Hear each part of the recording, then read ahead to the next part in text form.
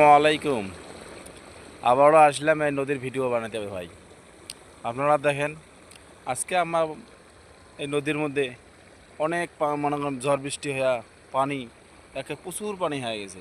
দেখেন, কিছু কিছু ধান আছে কাটতেই পারে না গৃহস্থর ঘর, কামলার অভাব।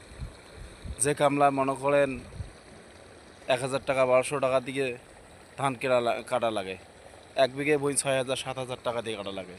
এই কারণে এখন দেখেন ধান তলে যাইতেছে, তারপরে মনে করেন কাটতেছে না। কামলার খুবই অভাব, 1,000 টাকা ছাড়া ধান কাটতে পারে না। কী করবে গৃহস্থ? প্রচুর বাধ্য বলুক, এখন তলে গেলেও ভয় নাই।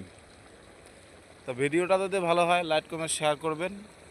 আপনারা নতুন নতুন ভিডিও আবার মনে করেন এই নদীর পাবেন। এখন নদী পানি হয়ে গেছে, এখন আপনারা নতুন নতুন ভিডিও পাবেন। আপনারা লাইক কমেন্ট শেয়ার করবেন, তাহলে আপনার ভিডিও আসবে, আমি লাইক কমেন্ট শেয়ার করবো ভাই।